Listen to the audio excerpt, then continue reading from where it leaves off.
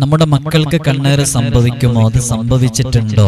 അവരനുഭവിക്കുന്ന ഈ പ്രയാസങ്ങൾ കണ്ണേറ് കാരണമായിട്ടാണോ? മക്കൾക്കും കുട്ടികൾക്കും മാത്രം സംഭവിക്കുന്നതാണോ കണ്ണേറ്? മുതിർന്നവർക്കും വലിയവർക്കും സംഭവിക്കുമോ? അത് വീടുകൾക്ക്, മനുഷ്യർക്ക് മാത്രമാണോ ഇത് സംഭവിക്കുക? വീടുകൾക്ക്, കടകൾക്ക്, നമ്മുടെ സ്ഥലങ്ങൾക്ക്, വാഹനങ്ങൾക്ക്, നമ്മുടെ വസ്തുക്കൾക്കൊക്കെ കണ്ണീർ ഇതുപോലെ സംഭവിക്കുമോ? കണ്ണീർ സംഭവിച്ചാൽ എന്താണ് ചെയ്യേണ്ടത്? അതിനുള്ള പരിഹാരങ്ങൾ എന്താണ്? കണ്ണീറിന്റെ ലക്ഷണങ്ങൾ എന്തൊക്കെയാണ്? അത്തരം സംഭവങ്ങളിൽ നിന്ന് നമുക്ക് പൂർണ്ണമായും മുക്തമാകാൻ സാധിക്കുമോ? എന്നീ തുടങ്ങിയ വിഷയങ്ങളാണ് ഈ വീഡിയോയിൽ പറയുന്നത്. അതുകൊണ്ട് തന്നെ ഈ വീഡിയോ നിങ്ങൾ കാണുന്നതിലൂടെ ഒരുപാട് കാര്യങ്ങൾ നിങ്ങൾക്ക് മനസ്സിലാക്കാൻ സാധിക്കുകയും നമ്മുടെ മക്കളിലൊക്കെ കണ്ണേറ് കാരണമായിട്ട് സംഭവിക്കുന്ന സകല ആഫത്ത് മുസീബത്തുകളെ തൊട്ടും നമുക്ക് വലിയ കാവല് നൽകാൻ കഴിയുന്ന രൂപത്തിലുള്ള പ്രവർത്തനങ്ങളൊക്കെ ഈ വീഡിയോയിൽ പറയുന്നതുണ്ട്. പൂർണ്ണമായും എല്ലാവരും കാണണമെന്ന് ഓർമ്മപ്പെടുത്തുകയാണ്. ഇതിന് തൊട്ട് മുമ്പ് സിഹറുമായി ബന്ധപ്പെട്ടിട്ട് വീട്, സ്ഥലം ഇവകളൊക്കെ കച്ചവടം ചെയ്യുന്നതുമായി ബന്ധപ്പെട്ടിട്ടൊക്കെ ഒരുപാട് ആളുകൾ അവരവരുടെ പ്രയാസങ്ങൾ പറഞ്ഞ് മുമ്പത്തെ വീഡിയോകൾ കണ്ട് അതിൽ പറയുന്ന അമലുകളൊക്കെ ചെയ്യാൻ വേണ്ടി മുതിർന്നവർ, അതൊക്കെ ചെയ്തുകൊണ്ടിരിക്കുന്നവർ പലരും നമ്മെ ഫോൺ ചെയ്തിട്ടുണ്ട്. പലരുടെയും ഫോൺ കോളുകൾ നമുക്ക് എടുക്കാൻ സാധിച്ചിട്ടില്ല. അത്രയും ഫോൺ കോളുകൾ വരുന്നത് കാരണമായിട്ട് ഇന്ന് വന്ന ഫോൺ കോളുകൾ മാത്രം ഞാൻ വെറുതെ ഒന്ന് ജസ്റ്റ് എണ്ണി നോക്കിയപ്പോൾ ഏകദേശം ഇന്ന് ഈ സമയം വരെ 230ഓളം ഫോൺ കോളുകൾ വന്നിട്ടുണ്ട്. അപ്പൊ അതിൽ വളരെ കുറഞ്ഞ ഫോൺ കോളുകൾ മാത്രമാണ് നമുക്ക് എടുക്കാൻ സാധിച്ചിട്ടുള്ളത്. അത്രയും നിരന്തരം ഫോൺ കോളുകൾ വരുമ്പോൾ നമുക്ക് പലതും എടുക്കാൻ കഴിയലില്ല. അതുകൊണ്ട് തന്നെ ഞാൻ എപ്പോഴും ഓർമ്മപ്പെടുത്താറുള്ളത് പോലെ നിങ്ങൾക്ക് ഏത് വിഷയങ്ങളും, ഞാൻ ഒരുപാട് വിഷയങ്ങൾ വീഡിയോയിൽ പറഞ്ഞിട്ടുണ്ട്, സിഹർ ബാത്തിലാക്കുന്നതുമായി ബന്ധപ്പെട്ട വിഷയങ്ങൾ, അതേപോലെ തന്നെ വ്യത്യസ്തങ്ങളായ ഒരുപാട് വിഷയങ്ങൾ പറഞ്ഞിട്ടുണ്ട്. ആ വിഷയങ്ങളൊക്കെ നിങ്ങൾക്ക് ചോദിക്കാവുന്നതാണ്. അതിനെക്കുറിച്ചൊക്കെ നിങ്ങൾക്ക് ഏത് വിഷയങ്ങളും ചോദിക്കാൻ, നിങ്ങളുടെ ഏത് പ്രയാസങ്ങളും പറയാം. പക്ഷെ നിങ്ങൾ ചെയ്യേണ്ടത് ഈ കാണുന്ന നമ്പറില്, വാട്സപ്പ് നമ്പറിൽ പ്രത്യേകം അപ്പോയിന്റ്മെന്റ് എടുത്ത് ഉസ്താദെ എനിക്കൊരു ഡേറ്റും സമയവും തരണം എന്ന് പറഞ്ഞ് അങ്ങനെ ഒരു ഡേറ്റും സമയവും നിങ്ങൾക്ക് നൽകിയിട്ട് ആ സമയത്ത് ഇൻഷാ അല്ലാഹ് നിങ്ങൾക്ക് ഫോൺ വിളിച്ച് സംസാരിക്കാവുന്നതാണ്. ഏത് വിഷയങ്ങളും പറയാവുന്നതാണ്. ഗൗരവമുള്ള വിഷയങ്ങൾ മാത്രമേ നേരിട്ട് വരാൻ വേണ്ടി പറയാറുള്ളൂ. ബാക്കിയൊക്കെ നമ്മൾ ഇങ്ങനെ തന്നെ പറഞ്ഞ് മനസ്സിലാക്കി കൊടുക്കാറുണ്ട്. അപ്പൊ നിരന്തരം ഫോൺ കോളുകൾ വരുമ്പോൾ നമ്മൾ നേരത്തെ അപ്പോയിന്റ്മെന്റ് ചെയ്ത ആളുകളുടെ ഫോൺ കോളുകൾ മാത്രമാണ് എടുക്കുക. അത്രയും ഫോൺ കോളുകൾ വരുന്നുണ്ട്. ഇനി ഞാൻ പറഞ്ഞില്ല, ഏകദേശം 200-ലധികം ഫോൺ കോളുകൾ വന്നപ്പോൾ അതൊന്നും എടുക്കാൻ കഴിയുന്നില്ല. അപ്പൊ അപ്പോയിന്റ്മെന്റ് ചെയ്ത ആളുകളുടെ ഫോൺ കോളുകളാണ് എടുക്കുന്നത്. അപ്പൊ ഇൻഷാ അല്ലാഹ് നിങ്ങൾ നേരത്തെ ഞാൻ പറഞ്ഞ ഒരുപാട് ആളുകൾ പല വിഷയങ്ങളും പറഞ്ഞ് ഫോൺ കോളുകൾ ചെയ്യുന്നുണ്ട്. അതില് വലിയ സന്തോഷവും നമുക്കുണ്ട്. നമ്മൾ നേരത്തെ ഒരു ബിസ്മിയുടെ വീഡിയോ പറഞ്ഞിരുന്നു. നമ്മുടെ ഏത് കാര്യവും സാധിച്ചു കിട്ടാൻ നിങ്ങൾ ഈ പറയുന്ന രൂപത്തിൽ ചെയ്താൽ മതി എന്ന് പറഞ്ഞ് 12,000 ബിസ്മിയുടെ ഒരു അമല് നാം പറഞ്ഞിരുന്നു. അത് ഒരുപാട് ആളുകൾ ചെയ്തു തുടങ്ങി എന്ന് എന്നെ അറിയിച്ചിട്ടുണ്ട്. അൽഹംദുലില്ലാ. അവർക്കൊക്കെ അവർ എന്തിനു വേണ്ടിയാണോ അത് ചെയ്യുന്നത് അതിനുള്ള തിക്തമായ അർഹമായ പ്രതിഫലം അത് നല്ല രൂപത്തിൽ അള്ളാഹു നൽകി അനുഗ്രഹിക്കുമാറാകട്ടെ. അങ്ങനെ ഇന്ന് ഞാൻ അവരുടെ സ്ഥലം പറയുന്നില്ല, തെക്ക് ഭാഗത്ത് നിന്നൊരു കുടുംബം, അവർക്ക് പ്രത്യേകം അവരുടെ മകന് ഒരു ഓപ്പറേഷൻ പറഞ്ഞിരുന്നു. ആ ഓപ്പറേഷൻ ചെയ്യണമെന്ന് കൃത്യമായി ഡോക്ടേഴ്സ് പറഞ്ഞതാണ്. അൽഹംദുലില്ലാ. അവർ ഈ 12,000 ബിസ്മി, അത് ഒരു രൂപമുണ്ട്, ആ രൂപത്തിൽ കൃത്യമായി ചൊല്ലാൻ വേണ്ടി ഏറ്റെടുക്കുകയും അത് ചൊല്ലിയിട്ട് ഏകദേശം ഇനി 3000 മാത്രമേ അവർക്ക് ബാക്കിയുള്ളൂ എന്നാണ് ഇന്ന് എന്നെ ഫോൺ വിളിച്ചപ്പോൾ അറിയിച്ചത്. ബാക്കിയെല്ലാം അവർ ചൊല്ലി തീർത്തു. അപ്പോഴേക്ക് ഡോക്ടർ അവരോട് ഓപ്പറേഷൻ ചെയ്യേണ്ടതില്ല, എക്സസൈസ് ചെയ്താൽ മതി, എന്നിട്ട് പിന്നീട് കാണിക്കൂ എന്ന് പറഞ്ഞ് ഓപ്പറേഷൻ വേണ്ട എന്ന് പറഞ്ഞ സന്തോഷ വാർത്ത നമ്മെ അറിയിച്ചിട്ടുണ്ട്. അത് നമ്മുടെ മഹത്വമൊന്നല്ല, അത് അവർ ചൊല്ലുന്ന ബിസ്മിയുടെ മഹത്വമാണ്, അവർ ഏറ്റെടുത്ത നിയ്യത്തിന്റെ മഹത്വമാണ്. അതുപോലെ ഒരുപാട് ആളുകൾ അത്തരം വിഷയങ്ങൾ അറിയിച്ചിട്ടുണ്ട്. അതുപോലെ തന്നെ സിഹർ ബാത്തിലാക്കുന്നതുമായി ബന്ധപ്പെട്ട വിഷയങ്ങളിലേക്ക് ഇറങ്ങിയവരുണ്ട് ആ വീഡിയോ കണ്ടിട്ട്. അതേപോലെ തന്നെ ജോലി, പ്രവാസികൾക്ക് ഉൾപ്പെടെയുള്ളവർക്ക് ജോലിയിലെ ബറക്കത്ത് ലഭിക്കാനും പ്രൊമോഷൻ ഉണ്ടാകാനൊക്കെ വ്യത്യസ്തങ്ങളായ വിഷയങ്ങൾ പറഞ്ഞിട്ടുണ്ടായിരുന്നു. അതൊക്കെ കണ്ട് അതൊക്കെ ജീവിതത്തിൽ പകർത്താൻ വേണ്ടി കരുതിയവരുണ്ട്. അല്ലാഹു സുബ്ഹാനഹു വ തആല എന്തെല്ലാം അമലുകളാണോ ചെയ്യുന്നത് അതിനെല്ലാം അല്ലാഹു അവർ ആ ചെയ്യുന്നതിന്റെ ഫലം റബ്ബ് സുബ്ഹാനഹു വ തആല ജീവിതത്തിൽ കാണിച്ചു കൊടുക്കുമാറാകട്ടെ എന്ന് ദുആ ചെയ്യുകയാണ്. ഇന്ന് നാം പറയാൻ പോകുന്നത് കണ്ണീറുമായി ബന്ധപ്പെട്ടതാണ്. കണ്ണീർ യഥാർത്ഥത്തിൽ ഉണ്ടോ? അത് സംഭവിക്കുമോ? അത് സത്യമാണോ? അതല്ല വെറുതെ ഇങ്ങനെ പറഞ്ഞ് പരത്തുന്നതാണോ? യഥാർത്ഥത്തിൽ കണ്ണീറുണ്ടോ? ആദരവായ ഹബീബ് സല്ലല്ലാഹു അലൈഹി വസല്ലമ തങ്ങൾ പറയുന്നു, ഖാല റസൂലുള്ളാഹി സല്ലല്ലാഹു അലൈഹി വസല്ലം, അൽ ഐനു ഹഖ്ഖുൻ, കണ്ണേറ് യാഥാർത്ഥ്യമാണ്, അത് സംഭവിക്കുന്നതാണ്, അത് സത്യമാണ്, കണ്ണേറ് സംഭവിക്കുമെന്ന് മുത്തു ഹബീബ് സല്ലല്ലാഹു അലൈഹി വസല്ലമ തങ്ങൾ പറഞ്ഞു. ജീവിതത്തിൽ ഇന്നുവരെ സത്യത്തിനെതിരെ പറഞ്ഞിട്ടില്ലാത്ത ആദരവായ ഹബീബ് സല്ലല്ലാഹു അലൈഹി വസല്ലമ തങ്ങളുടെ വാക്കാണ്, ഞാൻ പറഞ്ഞതല്ല, ഞങ്ങൾ ആരും പറയുന്നതുമല്ല, ഹബീബായ തങ്ങൾ പറഞ്ഞതാണ്. അൽ ഐനു ഹഖ്ഖുൻ, കണ്ണേറ് യാഥാർത്ഥ്യമാണ്, അത് സംഭവിക്കും, അത് സംഭവിച്ചവരുണ്ട്. ഹബീബായ സല്ലല്ലാഹു അലൈഹി വസല്ലമ തങ്ങളുടെ അടുക്കലേക്ക് ഒരു സഹോദരിയെ, ഒരു സ്ത്രീയെ കൊണ്ടുവരികയാണ്. ആ സ്ത്രീയെ കുറിച്ച് ഹബീബായ സല്ലല്ലാഹു അലൈഹി വസല്ലമ തങ്ങൾ പറഞ്ഞത്, നിങ്ങൾ ഒരു സഹാബിയോട് വിളിച്ചു പറയുകയാണ്, നിങ്ങൾ വിശുദ്ധ ഖുർആൻ ഓതിയിട്ട് ഈ സ്ത്രീക്ക് മന്ത്രിച്ചു കൊടുക്കണം, അവർക്ക് കണ്ണേറ് സംഭവിച്ചിട്ടുണ്ട് എന്ന്. അപ്പൊ ഹബീബായ സല്ലല്ലാഹു അലൈഹി വസല്ലമ തങ്ങൾ കണ്ണേറ് സംഭവിക്കുന്നതിനുള്ള പ്രതിവിധിയും പറഞ്ഞൊരു സഹാബിയെ ഏൽപ്പിക്കുക പോലും ചെയ്തിട്ടുണ്ട്. അപ്പൊ കണ്ണേറ് സംഭവിക്കും എന്നുള്ളതാണ്. അപ്പൊ കണ്ണേറ് സംഭവിക്കാതിരിക്കാൻ, അത് ആർക്കൊക്കെ സംഭവിക്കും? കുട്ടികൾക്ക് മാത്രം സംഭവിക്കുന്നതാണോ? അതെല്ലാവർക്കും സംഭവിക്കും. അത് വീടിന് സംഭവിക്കും, അത് നമ്മുടെ വസ്തുക്കൾക്ക്, വാഹനങ്ങൾക്കൊക്കെ ഇത് സംഭവിക്കാം.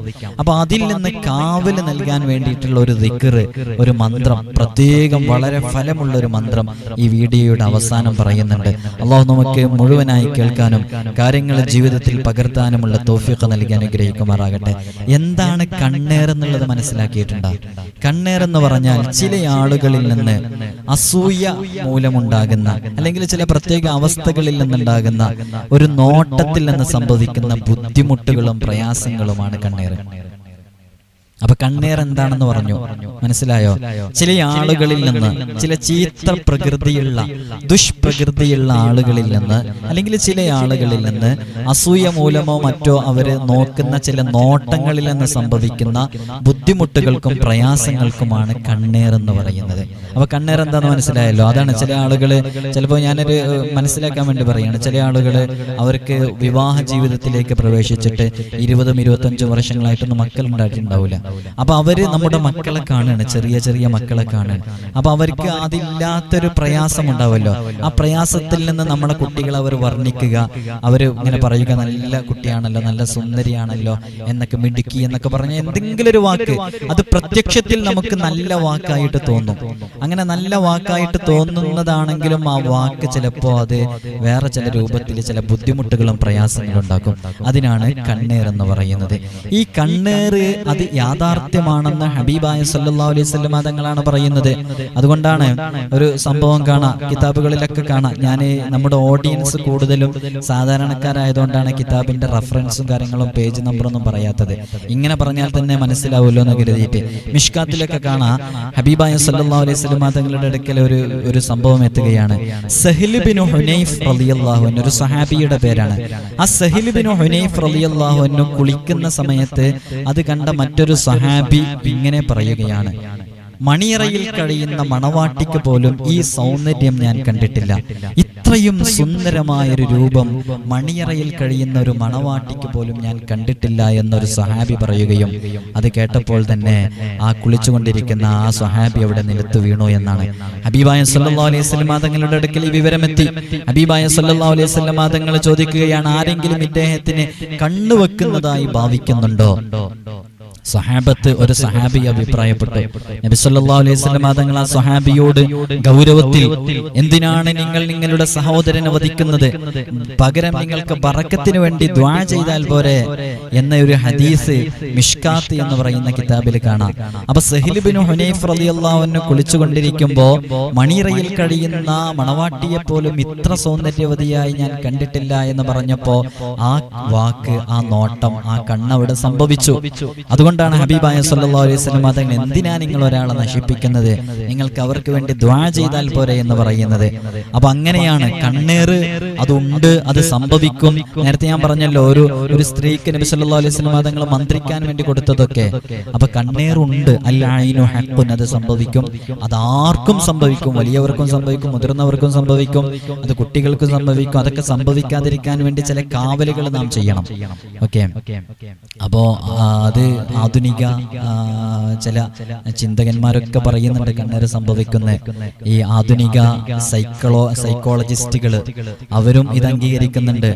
ഞാൻ ഒരുപാട് പുസ്തകങ്ങൾ വായിക്കുന്നതിനിടയിൽ ചില ആളുകളൊക്കെ അങ്ങനെ അഭിപ്രായപ്പെട്ടത് ഞാൻ എൻ്റെ വായനയുടെ ശ്രദ്ധയിൽ പെട്ടിട്ടുണ്ട്. എനിക്ക് ഒരുപാട് ആളുകൾ അങ്ങനെ പറഞ്ഞതറിയാം. അതില് വളരെ പ്രധാനപ്പെട്ട ഒരു പ്രമുഖ സൈക്കോളജിസ്റ്റാണ് ജി സോമസുന്ദരം എന്ന് പറയുന്നവര്. അവരവരുടെ ആരോഗ്യശാസ്ത്രം എന്ന് പറയുന്ന പുസ്തകത്തില് ഇങ്ങനെ പറയുന്നതായിട്ട് കാണാം: ചില ആളുകൾ അഭിപ്രായം പറഞ്ഞാൽ അത് ആ വ്യക്തിക്ക് ഫലിക്കുമെന്ന്. അത് നമ്മളെ ദീനുമായി ബന്ധപ്പെട്ട ഒരാളൊന്നല്ല. അവര് സൈക്കോളജി, മനഃശാസ്ത്രം പഠിച്ച മനുഷ്യന്റെ അവന്റെ വാക്കുകളെയും പ്രവർത്തനങ്ങളെയും ചിന്തകളെയൊക്കെ കുറിച്ച് നിരന്തരം വർഷങ്ങളായി പഠിച്ച് അതിനെക്കുറിച്ച് റിസർച്ച് ചെയ്യുന്ന സൈക്കോളജിസ്റ്റുകളാണ്. അവരിൽ വളരെ പ്രധാനപ്പെട്ട ഒരാളാണ് ജി സോമസുന്ദരം എന്ന് പറയുന്നവര്. അവരുടെ ആരോഗ്യശാസ്ത്രം എന്ന പുസ്തകത്തിൽ എഴുതി വച്ചിരിക്കുകയാണ്, ചില ആളുകൾ അഭിപ്രായം പറഞ്ഞാൽ അത് ആ വ്യക്തിക്ക് ഫലിക്കുമെന്ന്. അപ്പോ നമ്മളതൊന്നല്ല തെളിവ് പറയുന്നത്. നമ്മുടെ ഹബീബായ സല്ലല്ലാഹു അലൈഹി വസല്ലം തങ്ങൾ അൽ ഐനു ഹഖ്ഖുൻ എന്ന് പറഞ്ഞിട്ടുണ്ട്, അങ്ങനെ സംഭവിക്കുമെന്ന്. മാത്രമല്ല റൂഹുൽ ബയാനിലൊക്കെ കാണാം അൽ ഐനു യുദ്ഖിലുർ റജുല അൽ ഖബ്ർ വൽ ജമൽ അൽ ഖിദർ വൽ ജമൽ അൽ ഖിദർ. ഈ ഐന്, അത് കണ്ണേറ് മനുഷ്യനെ ഖബറിലെത്തിപ്പിക്കും, പ്രവേശിപ്പിക്കും. ഒട്ടകത്തിനെ കലത്തിലും പ്രവേശിപ്പിക്കുമെന്ന് പറഞ്ഞതായിട്ട് കാണാം. അതുകൊണ്ട് തന്നെ യാക്കൂബ് നബി അലൈഹി സ്വലാത്തു വസ്സലാം അവിടുത്തെ മക്കൾക്ക് കൊടുത്ത ഉപദേശങ്ങളിൽ സൂറത്ത് യൂസുഫിൽ ഒരു ആയത്ത് കാണാം: യാ ബുനയ്യ ലാ തദ്ഖുലൂ മിൻ ബാബിൻ വാഹിദിൻ വദ്ഖുലൂ മിൻ അബ്വാബിൻ മുതഫരിഖ. മക്കളെ, നിങ്ങൾ ഒരു വാതിലിലൂടെ പ്രവേശിക്കരുത്, നിങ്ങൾ വ്യത്യസ്തങ്ങളായ വാതിലുകളിലൂടെയാണ് അകത്തേക്ക് പ്രവേശിക്കേണ്ടത് എന്ന് യാക്കൂബ് നബി അലൈഹി സ്വലാത്തു വസ്സലാം അവിടുത്തെ മക്കൾക്ക് ഉപദേശം കൊടുക്കുന്നുണ്ട്. ഒരു വാതിലിലൂടെ നിങ്ങൾ ഇങ്ങനെ വരിവരിയായിട്ട് പ്രവേശിക്കുമ്പോൾ അത് മറ്റുള്ളവരുടെ നോട്ടം ശ്രദ്ധിക്കാൻ കാരണമാകുന്നത് കൊണ്ട് നിങ്ങൾ അങ്ങനെ പ്രവേശിക്കരുത്. ഇങ്ങനെ പറയാൻ യാക്കൂബ് നബി അലൈഹി സ്വലാത്തു വസ്സലാം ഇങ്ങനെ പറയാൻ കാരണം അത് കണ്ണേറ് ഏൽക്കാതിരിക്കാൻ വേണ്ടിയിട്ടാണെന്ന് തഫ്സീർ റൂഹുൽ ബയാനിൽ രേഖപ്പെടുത്തിയതായിട്ട് കാണാം. അപ്പൊ കണ്ണേറ് സംഭവിക്കുന്നത് കൊണ്ടാണ് ഇങ്ങനെയൊക്കെ ചെയ്യുന്നത് എന്ന് മനസ്സിലായല്ലോ. മാത്രമല്ല ഹബീബായ സല്ലല്ലാഹു അലൈഹി വസല്ലം തങ്ങൾ പറയുന്നു: സുലുസു മനായാ ഉമ്മത്തി മിനൽ ഐൻ. ജാമിഉ സഗീറിൽ ഇമാം സുയൂത്തി റഹ്മത്തുള്ളാഹി അലൈഹി രേഖപ്പെടുത്തി വെച്ചതാണ്, എൻ്റെ ഉമ്മത്തിലെ 1/3 ഭാഗം ആളുകളും മരിക്കുന്നത് കണ്ണേറ് കൊണ്ടാണ്. നിസ്ഫു മാ യുഹ്ഫറു ലി ഉമ്മത്തി മിനൽ ഖുബൂരി മിനൽ ഐൻ. കണ്ണേറ് കൊണ്ടാണ് അവർ സംഭവിക്കുന്നത്. ഈ ഉമ്മത്തിന്റെ ഖബർ കുഴിക്കപ്പെടുന്നതിൽ അധികവും പകുതിയും കണ്ണേറ് കൊണ്ട് മരിച്ചവർക്ക് വേണ്ടിയാണെന്ന് പറഞ്ഞതായിട്ട് ജാമിഉ സഗീറിലെ സുയൂത്തി ഇമാം പറഞ്ഞതായിട്ട് കാണാം.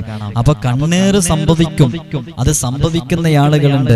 അപ്പൊ കണ്ണേറ് സംഭവിക്കാതിരിക്കാൻ വേണ്ടി എന്തെല്ലാം മുൻകരുതലുകളാണ് നാം ചെയ്യേണ്ടത്? അത് നല്ലോണം ശ്രദ്ധിക്കണം. കണ്ണേറ് സംഭവിക്കുന്ന സാഹചര്യങ്ങളെ തൊട്ട് ഒഴിവാക്കണം. അത് സ്വാഭാവികമായിട്ട് നമുക്ക് ചിന്തിച്ചാൽ തന്നെ മനസ്സിലാക്കാൻ പറ്റും. ചില ആളുകൾക്ക് ചില പ്രയാസങ്ങൾ ഉണ്ടാവും. അപ്പൊ ഇവരുടെ വാക്കുകളും ഇവരുടെ നോട്ടങ്ങളൊന്നും നമുക്കത് ഒരു പന്തികേടുള്ള നോട്ടമായിട്ടോ വാക്കുകളായിട്ടോ നമുക്ക് തോന്നൂല. അതാണ് അതിന്റെ പ്രത്യേകത. അതാണ് കണ്ണേറില് നമുക്ക് മനസ്സിലാക്കാൻ പറ്റുന്നത്. അത് നമുക്ക് ചില ബുദ്ധിമുട്ടുകളും പ്രയാസങ്ങളും ഉള്ളതായിട്ട് നമുക്ക് തോന്നൂല. അവര് അത് സംസാരിക്കും, അതേപോലെ തന്നെ അങ്ങ് പറയും, ഒരു നോട്ടം നോക്കും. പക്ഷെ അവരുടെ മനസ്സിന്റെ ഉള്ളില് പ്രത്യക്ഷത്തിൽ തിരിച്ചറിയാൻ സാധിക്കൂല എന്നാണ്. അപ്പോ പണ്ട് കാലങ്ങളിലൊക്കെ ചില ഉമ്മാമ്മമാരൊക്കെ പറയുന്ന ചില സംഭവങ്ങളൊക്കെ കേട്ടിട്ടില്ലേ? ആ ആള് അന്ന് അതിലൂടെ പോകുന്ന സമയത്ത് ആ വാഴത്തോട്ടത്തിലേക്ക് നോക്കിയിട്ട് അല്ലോ എന്തുപോലെ കുലച്ചു നിൽക്കുന്ന വാഴകളാണ് ഇതെന്ന് പറഞ്ഞപ്പോ അതിന്റെ 2 ദിവസം കഴിഞ്ഞപ്പോഴേക്കും ആ വാഴകളെല്ലാം നശിച്ചുപോയി എന്ന് പറഞ്ഞു കേട്ടിട്ടില്ലേ? അപ്പൊ ചില ആളുകളുടെ നോട്ടവും ചില ആളുകളുടെ പ്രവർത്തനവും വാക്കുകളൊക്കെ അതങ്ങനെ സംഭവിക്കും. അപ്പൊ അത്തരം സംഭവങ്ങൾ സംഭവിക്കാതിരിക്കാൻ വേണ്ടിയിട്ട് നാം നല്ല മുൻകരുതലുകൾ എടുക്കണം. അതിൽ വളരെ പ്രധാനപ്പെട്ടതാണ് നമ്മുടെ മക്കൾക്ക് കണ്ണേറ് സംഭവിക്കാതിരിക്കാൻ. കുട്ടികൾക്കൊക്കെ കണ്ണേറ് സംഭവിച്ചാൽ വലിയ പ്രയാസങ്ങൾ ഉണ്ടാകും. കണ്ണേറ് സംഭവിച്ചാൽ തിരിച്ചറിയാനുള്ള അടയാളങ്ങളുണ്ട്. ആ അടയാളങ്ങളിലൂടെ നമ്മുടെ മക്കൾക്ക് കണ്ണേറ് സംഭവിച്ചിട്ടുണ്ടോ എന്ന് നാം മനസ്സിലാക്കണം. അതിൽ വളരെ പ്രധാനപ്പെട്ട അടയാളങ്ങളാണ്. ഉസ്മാൻ റളിയല്ലാഹു അൻഹു ഒരിക്കൽ നടന്നു പോകുമ്പോൾ ഒരു കുട്ടിയെ കണ്ടു. ആ കുട്ടി കാണാൻ നല്ല ഭംഗിയുള്ള കുട്ടിയായിരുന്നു. ആ കുട്ടിയെ കണ്ടപ്പോൾ ഉസ്മാൻ റളിയല്ലാഹു അൻഹു ആ കുട്ടിയോട് പറഞ്ഞു, ദസ്സിമു നൂനതഹു. ആ കുട്ടിയുടെ അഹിലുകാരോട് പറഞ്ഞു, ദസ്സിമു നൂനതഹു ലി അല്ലാ തുസീബഹുൽ ഐൻ. ആ കുട്ടിയുടെ നൂനത്ത് എന്ന് പറഞ്ഞ താടിയെല്ലുകൾക്കിടയിലുള്ള സ്ഥലത്തിന് നൂനത്ത് എന്ന് പറയാം. ആ കുട്ടിയുടെ ആ താടിയെല്ലുകൾക്കിടയിലുള്ള ഭാഗം നിങ്ങൾ കറുപ്പിക്കുവിൻ. അങ്ങനെ കറുപ്പിച്ചു കഴിഞ്ഞാൽ ആ കുട്ടിക്ക് കണ്ണേറ് സംഭവിക്കാതിരിക്കാൻ വേണ്ടി അങ്ങനെ ചെയ്യുവിനെന്ന്. പഴയകാല ഉമ്മമാരൊക്കെ നമ്മുടെ മക്കൾക്ക് അവരൊക്കെ കുളിച്ച് ഫ്രഷായി അവർക്ക് പൗഡറൊക്കെ ഇട്ട് കൊടുത്ത് അവരൊക്കെ ഒരുക്കി കഴിഞ്ഞതിന് ശേഷം അവര് കൺമശയൊക്കെ ഇട്ട് അതിന്റെ ഒരു ചെറിയ ഭാഗം അവർ കവിളത്ത് കുത്തു കൊടുക്കുന്ന കാണുന്നില്ലേ? ആ കവിളത്ത് കുത്തു കൊടുക്കുന്നത് ഒരു പക്ഷേ ഇതുകൊണ്ടായിരിക്കാം. ഉസ്മാൻ റളിയല്ലാഹു അൻഹു പറയുന്നത് കേട്ടില്ലേ? അതെന്തുകൊണ്ടാണ് അങ്ങനെ ചെയ്യാൻ പറയുന്നത്? ഈ കുട്ടി ഇങ്ങനെ നല്ല സുന്ദര രൂപത്തിൽ ഇങ്ങനെ നിൽക്കുമ്പോൾ ആദ്യമായിട്ട് ഈ കുട്ടിയെ നോക്കുന്ന ഈ നോട്ടം, നേരെ ആ നോട്ടം ആ കുട്ടിയുടെ ഭംഗിയിലേക്കൊന്നും എത്താതെ അത് ഈ കുത്തിടുന്നതിലേക്ക്, ഈ പുള്ളിയിടുന്നതിലേക്ക്, ആ കറുപ്പിച്ച ഭാഗത്തേക്ക് ആ ഫസ്റ്റ് നോട്ടം എത്താൻ വേണ്ടിയിട്ട്. അപ്പൊ കണ്ണേർ ആ കാരണം കൊണ്ട് ആ പുള്ളിയിലേക്കും ആ കുത്തിലേക്കും ആ കറുപ്പിച്ച ഭാഗത്തിലേക്കും ഒന്നായി പോകും. അതുകൊണ്ട് അങ്ങനെ ചെയ്യാൻ വേണ്ടിയിട്ടാണ് ഇന്ന് നമ്മുടെ മക്കളുടെയൊക്കെ നല്ല മനോഹരമായ ഫോട്ടോകളൊക്കെ സ്റ്റാറ്റസ് വെക്കും. അങ്ങനെ സ്റ്റാറ്റസ് വെക്കുമ്പോൾ ഏതെല്ലാം ചിന്താഗതിക്കാരാണ് അത് കാണുന്നത്, ആരൊക്കെയാണ് അത് നോക്കുന്നത്, നോക്കുമ്പോൾ അവരുടെ ചിന്തകൾ, മനസ്സുകൾ എങ്ങനെയാണ്, അവരതിനെക്കുറിച്ച് എന്താണ് അഭിപ്രായം പറഞ്ഞു, ഇതൊന്നും നമുക്കറിയൂലോ.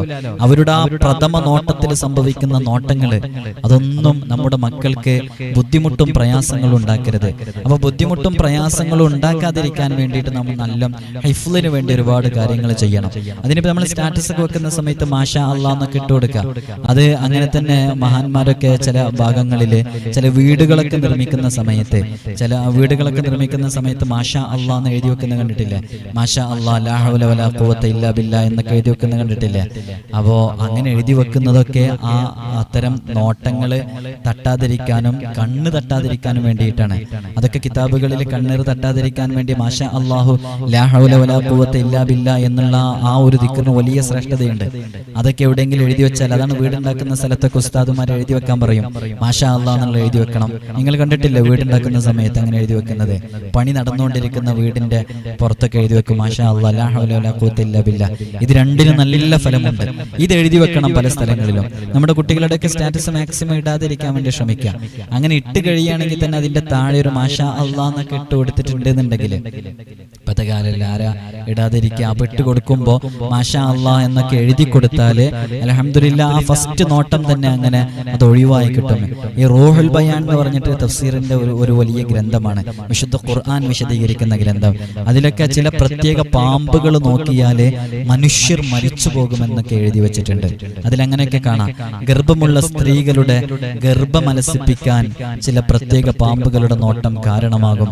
അതുകൊണ്ട് തന്നെ നമ്മൾ അത്തരം വിഷയങ്ങളെ തൊട്ടൊക്കെ കാവല് ചെയ്യണമെന്നൊക്കെ റൂഹുൽ ബയാനിൽ രേഖപ്പെടുത്തിയത് കാണാം. ഇതൊക്കെ കിതാബിലുള്ളതാ.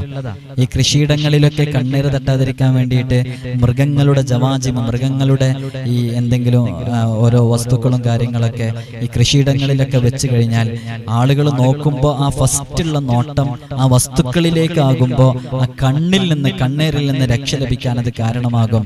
ആ ശ്രദ്ധ തിരിക്കുന്ന ഒരു വല്ല വസ്തുക്കളും അതിന്റെ മുമ്പിൽ വെക്കണമെന്നൊക്കെ എഴുതി വെച്ചത് കാണാൻ സാധിക്കും. അപ്പൊ അത്തരം കാര്യങ്ങളൊക്കെ ചെയ്തു വെച്ചാൽ കണ്ണീരിൽ നിന്ന് രക്ഷപ്പെടാൻ സാധിക്കുമെന്നാണ്. അപ്പൊ കണ്ണീര് സംഭവിച്ച ഒരാളെ തിരിച്ചറിയാനുള്ള അടയാളം, ആ കുട്ടികൾക്കൊക്കെ ആണെങ്കിൽ തിരിച്ചറിയാനുള്ള അടയാളം, മുതിർന്നവർക്കാണെങ്കിൽ അത് തിരിച്ചറിയാനുള്ള അടയാളം നല്ല ക്ഷീണമുണ്ടാകുമെന്നാണ്. കണ്ണീർ സംഭവിച്ച ആളുകൾക്ക് നല്ല ക്ഷീണമുണ്ടാകും, കൂടുതൽ ഉറക്കം, അതാണ് അടയാളം. കൂടുതൽ ഉറക്കം ഉണ്ടാവുക, അല്ലെങ്കിൽ ഉറക്കം തീരെ ഇല്ലാതിരിക്കുക, ഭക്ഷണത്തിനോട് അതൃപ്തി ഉണ്ടാകുക, അതേപോലെ തന്നെ ഈ നിർത്താതെ കരയുക, ഈ ഇബാദത്തില് മുഴുകാനുള്ള ഒരു വിമുഖത, ഇതൊക്കെ കണ്ണേറ് ബാധിച്ചവർക്കുള്ള ലക്ഷണങ്ങളാണ്. ഏതൊക്കെ? നല്ല ക്ഷീണമുണ്ടാകുക, കൂടുതൽ ഉറക്കം വരിക, അല്ലെങ്കിൽ തീരെ ഉറക്കമില്ലാതിരിക്കുക, ഭക്ഷണത്തിനോട് അതൃപ്തി ഉണ്ടാകുക, നിർത്താതെ കരയുക. ചില മക്കളൊക്കെ നിർത്താതെ കരയുന്ന കാണുന്നില്ലേ? അതൊക്കെ എവിടുന്നെങ്കിലും ഒരു കണ്ണ് കിട്ടിയിട്ടുണ്ടാവും. കുട്ടികളെ കാണാൻ വേണ്ടിയിട്ട് കുറെ ആളുകൾ വരുന്നതല്ലേ? അപ്പൊ കാണുമ്പോഴൊക്കെ എന്തെങ്കിലും, അതാണ് ചെറിയ മക്കൾക്കൊക്കെ ഈ കവിളത്ത് ഒരു കുത്തിട്ട് കൊടുത്തിട്ടുണ്ടെങ്കിൽ ആ നോട്ടം, ഫസ്റ്റിലുള്ള നോട്ടം അങ്ങോട്ടായി കഴിഞ്ഞാല് ഒരു പക്ഷേ കണ്ണീരിൽ നിന്നൊക്കെ രക്ഷപ്പെടാൻ സാധിക്കും. നമ്മൾ ഇബാദത്തിൽ മുഴുകാനുള്ള ഒരു വിമുഖത, ഒരു പ്രയാസം, അതൊക്കെ ഉണ്ടായി കഴിഞ്ഞാല് അതൊക്കെ ഈ കണ്ണീരിൽ നിന്ന് കണ്ണീർ സംഭവിച്ചവർക്കുള്ള ലക്ഷണങ്ങളാണ്. അതുകൊണ്ട് തന്നെ നമ്മുടെ മക്കളെ പുറത്തേക്ക് ഇറങ്ങുമ്പോൾ, നമ്മുടെ മക്കളെ അണിയിച്ചൊരുക്കി ഇറങ്ങുമ്പോൾ ഇതൊക്കെ നല്ലോണം ശ്രദ്ധിക്കണം. കണ്ണീർ സംഭവിക്കാതിരിക്കാനുള്ള പ്രവർത്തനങ്ങളൊക്കെ നമ്മുടെ മക്കൾക്ക് ചെയ്തിട്ടുണ്ടോ എന്ന് വളരെ കൃത്യമായി നാം നോക്കണം. അങ്ങനെ നോക്കിക്കഴിഞ്ഞാൽ അതിനുള്ള കാവലുകളൊക്കെ ചെയ്തു കഴിഞ്ഞാൽ അതിൽ നിന്ന് ഒരുവിധം നമുക്ക് രക്ഷ നേടാൻ സാധിക്കും. നമ്മൾ നമ്മുടെ മക്കളെയൊക്കെ അണിയിച്ചൊരുക്കുന്ന സമയത്ത് ഒന്നും അണിയിച്ചൊരുക്കി പുറത്തിറക്കണ്ടെന്നല്ല, ഇനി കണ്ണീർ തട്ടുമെന്ന് എഴുതിയിട്ട് ഒന്നും ചെയ്യണ്ടെന്നല്ല. ഇതൊക്കെ ചെയ്യണം. ചെയ്യുന്നതിനോട് കൂടെ തന്നെ അതിനുള്ള കാവലിനുള്ളത് ചെയ്തു വെക്കണം എന്നാ. അതിനുള്ള നമ്മൾ ആരെങ്കിലും കാവലിനുള്ളത് ചെയ്തു വെച്ചിട്ടുണ്ട്, നമ്മുടെ മക്കളെ ഹൈഫിലിന് വേണ്ടിയിട്ടുള്ളത് അത് ചെയ്തു വെക്കണം. നമ്മളൊരു കട തുടങ്ങണമെങ്കിൽ കടക്ക് ഹൈഫിലിന് വേണ്ടി ചെയ്തു വെക്കണം. അതേപോലെ തന്നെ മക്കള് ജനിച്ച മുതലേ കുട്ടികൾക്കുള്ള ഹൈഫിലിന് വേണ്ടി പഴയ കാലം മുതലേ ചെയ്തു വെക്കുന്ന എല്ലാ സംഭവങ്ങളും ചെയ്തു വെക്കണം. അവർ കൈക്കല്ല് കെട്ടാനുള്ളത് കെട്ടിക്കൊടുക്കണം. അതേപോലെ തന്നെ അവർക്ക് മന്ത്രിക്കാനുള്ളത് മന്ത്രിച്ചു കൊടുക്കണം. ഇങ്ങനെയുള്ള എല്ലാ സംഭവങ്ങളും ചെയ്യണം. ഈ സിഹിർ കണ്ണേറൊക്കെ ബാധിച്ച ആളുകൾക്ക് മന്ത്രിച്ചു കൊടുക്കുമ്പോഴും നല്ലോണം ശ്രദ്ധിക്കാനുണ്ട്. ചിലപ്പോൾ അത് നേരെ തിരിച്ചടിക്കും. എന്തെങ്കിലും കണ്ണ് വന്നിട്ടുണ്ടെങ്കിൽ അല്ലെങ്കിൽ സിഹർ ബാധിച്ചിട്ടുണ്ടെങ്കിൽ ഈ സിഹറൊക്കെ ബാത്തിലാക്കുന്ന സമയത്ത് നമ്മൾ ഈ ഫീൽഡിൽ ഉണ്ടായത് കൊണ്ട് തന്നെ ഒരുപാട് ആളുകൾ അനുഭവങ്ങൾ പറഞ്ഞ് നമുക്കറിയാം ഈ സിഹർ ബാത്തിലാക്കുന്ന സമയത്ത്. അതേപോലെ തന്നെ ഇന്നാള് ഒരു സഹോദരന് അദ്ദേഹത്തിന്റെ വീടിന് കുറ്റിയടിക്കുന്ന സമയത്ത്, ആ കുറ്റി അടിച്ച സമയത്ത് അദ്ദേഹം താമസിക്കുന്ന വീട്ടിന്റെ സ്റ്റെയറിൽ നിന്ന് ഒരാൾ അപ്പം തന്നെ വീഴുക.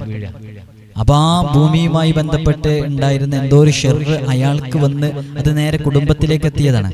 അപ്പൊ നാം മന്ത്രിച്ചു കൊടുക്കുന്ന സമയത്ത് ആദ്യമായിട്ട് നമുക്ക് ഇത് തിരിച്ചടിക്കാതിരിക്കാൻ വേണ്ടി, നമ്മുടെ സ്വന്തം ശരീരത്തിന് തിരിച്ചടിക്കാതിരിക്കാൻ വേണ്ടി, അതുപോലെ തന്നെ നമ്മുടെ കുടുംബങ്ങൾക്ക് തിരിച്ചടിക്കാതിരിക്കാൻ വേണ്ടി പ്രത്യേകം അതിനുള്ള അമലുകൾ ചെയ്തിട്ടാണ് നാം ഇത്തരം ഗൗരവമുള്ള വിഷയങ്ങളൊക്കെ മന്ത്രിക്കേണ്ടത്.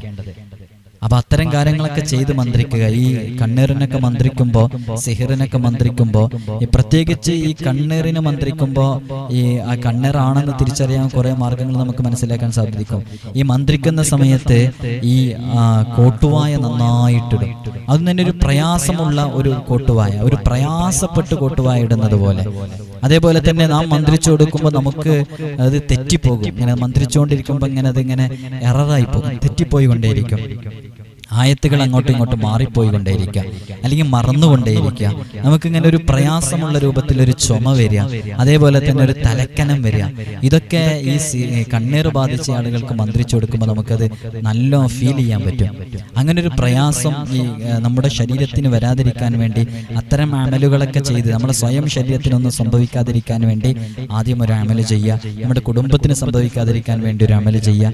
അതിനുശേഷം നാം മന്ത്രിച്ചു കൊടുക്കുക. മന്ത്രിച്ചു കൊടുത്തു കഴിഞ്ഞാൽ കണ്ണീറിന് മന്ത്രിച്ചു കൊടുക്കേണ്ട, ഞാൻ ശേഷം പറയാൻ പോകുന്ന ഒരു മന്ത്രമുണ്ട്, കണ്ണീറിന് മന്ത്രിക്കാനുള്ള മന്ത്രം.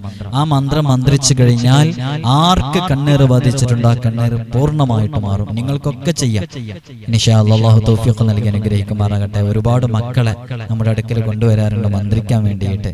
അവർ പ്രത്യേകം അവരുടെ മക്കൾക്ക് നല്ല ഫഹമും അഖലും ബുദ്ധിശക്തി ഉണ്ടാവാൻ വേണ്ടിയിട്ട്, ഓർമ്മശക്തി ഉണ്ടാവാൻ വേണ്ടിയിട്ട്, കണ്ണീർ സംഭവിക്കാതിരിക്കാൻ വേണ്ടിയിട്ട്, സിഹർ ബാത്തിലാക്കാൻ വേണ്ടിയിട്ട് ഒരുപാട് മക്കളെ നമ്മുടെ മുമ്പിൽ കൊണ്ടുവരാറുണ്ട്.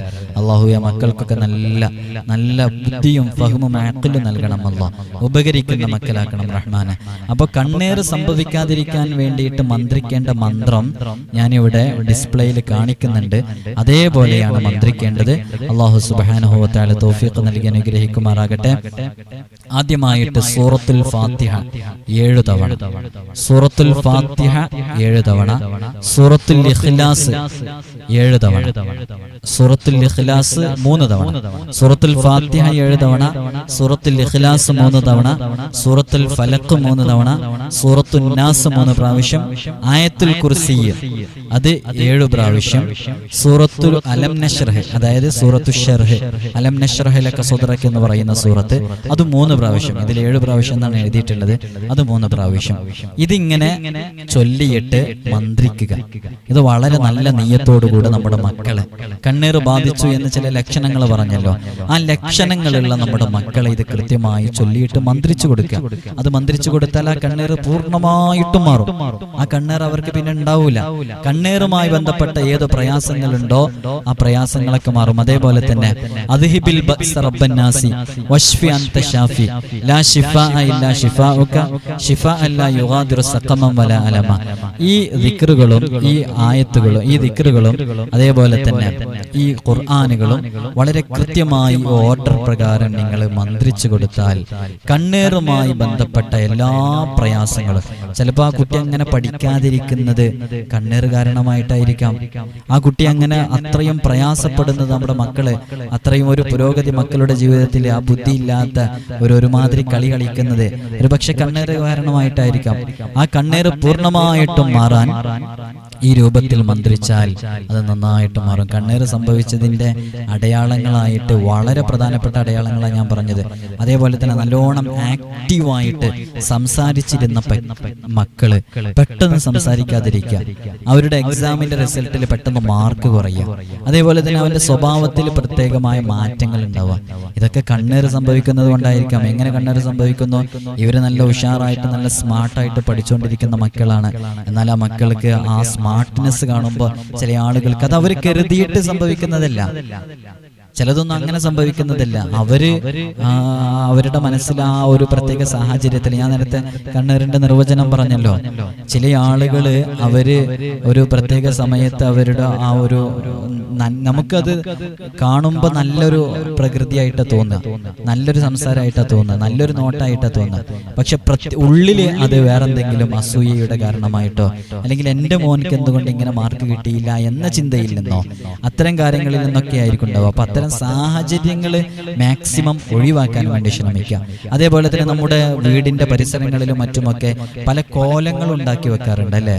ഈ കോലങ്ങൾ ഉണ്ടാക്കി വെക്കുന്നത് ശരിയല്ല. അത്തരം കോലങ്ങൾ ഉണ്ടാക്കി വെക്കരുത്. എന്തെങ്കിലും ചില ഏറ്റവും നല്ലത് മാഷാ അല്ലാഹ്, ലാ ഹൗല വലാ ഖുവത ഇല്ലാ ബില്ലാ, ഹൗല വലാ ഖുവത ഇല്ലാ ബില്ലാ, ഇത് എഴുതി വെച്ചാൽ തന്നെ വലിയ ഫലം ലഭിക്കും ഇത്തരം വിഷയങ്ങളിൽ നിന്ന് കാവല് ലഭിക്കാൻ. അതേപോലെ തന്നെ ഈ പറഞ്ഞ കാര്യങ്ങൾ കൃത്യമായി മന്ത്രിക്കുക. അപ്പൊ കണ്ണേറുമായി ബന്ധപ്പെട്ട് ഇന്നത്തെ വീഡിയോയിൽ പറഞ്ഞത് എന്താണ് കണ്ണേറെന്നും കണ്ണേറ് സംഭവിച്ച ആളുകൾക്ക് ഹബീബായ സല്ലല്ലാഹു അലൈഹി വസല്ലം തങ്ങൾ മന്ത്രിക്കാൻ പറഞ്ഞു എന്നും അതിന്റെ ലക്ഷണങ്ങൾ എന്താണെന്നും നമ്മുടെ മക്കൾക്ക് കണ്ണേറ് സംഭവിച്ചിട്ടുണ്ടോ എന്നറിയാനുള്ള ലക്ഷണങ്ങൾ, അങ്ങനെ സംഭവിച്ചിട്ടുണ്ടെങ്കിൽ അതെങ്ങനെ നമുക്ക് ഒഴിവാക്കി കളയാം, അതിനുള്ള മന്ത്രങ്ങൾ, നമ്മുടെ വീട്, പറമ്പ്, വാഹനങ്ങൾ ഇവകളൊക്കെ തുടങ്ങുന്ന സമയത്ത് എന്തായാലും കണ്ണ് സംഭവിക്കും. കാരണം കണ്ണ് അൽ ഐനു ഹഖ്ഖുൻ, അത് യാഥാർത്ഥ്യമാണ്, അത് സംഭവിക്കുന്നതാണ്. ജീവിതത്തിൽ ഇന്ന് വരെ സത്യത്തിനെതിരെ പറഞ്ഞിട്ടില്ലാത്ത ഹബീബായ സല്ലല്ലാഹു അലൈഹി വസല്ലം തങ്ങൾ പറഞ്ഞതാണ്. അപ്പൊ അതൊരിക്കലും നിഷേധിക്കാൻ കഴിയില്ല. പല ആളുകളും അതൊക്കെ നിഷേധിക്കുന്നവരുണ്ട്. ഇതൊക്കെ സ്വഹീഹായ ഹദീസിൽ വന്നതാണ്. അപ്പൊ അത് സത്യമാണ്. അപ്പൊ സംഭവിക്കാതിരിക്കാൻ വേണ്ടി ഏതു പ്രവർത്തനങ്ങൾ തുടങ്ങുമ്പോഴും കാവലിന് വേണ്ടി ചെയ്തു വെക്കണം. അത് നല്ല ഒരു സയ്യിദിനെയോ ഒരു തങ്ങന്മാരെയോ ആലിമീങ്ങളെയോ പണ്ഡിതന്മാരെയോ വിളിച്ച് അവരെ കൊണ്ടൊക്കെ ചെയ്യിക്കുമ്പോൾ അതിന് വലിയ ഫലങ്ങൾ ഉണ്ടാകും. അല്ലാഹു സുബ്ഹാനഹു വ തആല കണ്ണിൽ നിന്നും സിഹറിൽ നിന്നും റബ്ബ് സുബ്ഹാനഹു വ തആല നമുക്ക് വലിയ ഹിഫ്ള് നൽകി അനുഗ്രഹിക്കുമാറാകട്ടെ. ഒരുപാട് ആളുകൾ വ്യത്യസ്തങ്ങളായ ആവശ്യങ്ങൾ പറഞ്ഞ് പ്രത്യേകം ദുആക്ക് ഏൽപ്പിച്ചിട്ടുണ്ട്. അല്ലാഹു എല്ലാവരുടെയും മുറാദുകളെ ഹാസിലാക്കി കൊടുക്കട്ടെ. പ്രത്യേകിച്ച് വലിയ വലിയ പ്രയാസങ്ങൾ പറഞ്ഞ് സിഹറുമായി ബന്ധപ്പെട്ടൊക്കെ ഒരുപാട് ആളുകൾ നിരന്തരം ഫോൺ ചെയ്തുകൊണ്ടിരിക്കുന്നുണ്ട്. അവരോടൊക്കെ ഓർമ്മപ്പെടുത്താനുള്ളത്, ഒരു ദിവസം തന്നെ നേരത്തെ ഞാൻ പറഞ്ഞല്ലോ 200-ലധികം ഫോൺ കോളുകൾ വരുന്നുണ്ട്, നമുക്ക് എടുക്കാൻ കഴിയുന്നില്ല. അപ്പോൾ ഏതു സമയത്തും നിങ്ങൾക്ക് വാട്സപ്പ് വഴി മെസ്സേജ് അയക്കാം. നേരത്തെ ഇതിൽ നമ്പർ കാണിച്ചല്ലോ, വാട്സപ്പ് വഴി എപ്പോഴും മെസ്സേജ് അയക്കാം. ഇനി വാട്സപ്പിൽ ഞാനത് റീഡ് ചെയ്യുന്നില്ല എന്നുണ്ടെങ്കിൽ അതാണ് പലരും പറയുന്നത്, റീഡ് ചെയ്യുന്നില്ല എന്ന്. ഞാനത് റീഡ് ചെയ്യുന്നില്ല എന്നുണ്ടെങ്കിൽ അതൊരു കാരണം, അത് താഴേക്ക് നന്നായിട്ട് പോയിട്ടുണ്ടാകും. ഇത്രയും കോളുകൾ വരുന്നുണ്ടെങ്കിൽ എത്രത്തോളം മെസ്സേജുകൾ വരുന്നുണ്ടാവും. റീപ്ലൈ ചെയ്ത് അതിങ്ങനെ കൊടുക്കുമ്പോഴേക്കും ഒരുപാട് സമയമെടുക്കും. അപ്പൊ നിങ്ങൾ ഒന്നും കൂടെ അതിൽ തന്നെ മെസ്സേജ് അയക്കുക. കോൾ ചെയ്താൽ ഞാൻ ചെയ്തുകൊണ്ടിരിക്കുന്ന എല്ലാ പ്രവർത്തനങ്ങളും അവിടെ സ്റ്റോപ്പായി പോകും. അതുകൊണ്ട് കോൾ ചെയ്യാതെ വീണ്ടും ഒന്നും കൂടെ റിപ്പീറ്റ് ചെയ്ത് മെസ്സേജ് അയച്ചാൽ നിങ്ങൾ അയച്ച മെസ്സേജ് മുകളിലേക്ക് എത്തും. അപ്പൊ എനിക്കത് നോക്കാൻ കഴിയും, അപ്പൊ റീപ്ലൈ ചെയ്യാൻ സാധിക്കും. ഏതു പ്രശ്നങ്ങൾക്കും ഇൻഷാ അല്ലാഹ് നിങ്ങളുടെ പ്രശ്നങ്ങൾക്കൊക്കെ പരിഹാരം പറഞ്ഞു തരുന്നുണ്ട്. ആ പരിഹാരത്തിനൊക്കെ നിങ്ങൾ ചെയ്യേണ്ട റൂട്ട് ഇതാണെന്ന് ഓർമ്മപ്പെടുത്തുകയാണ്.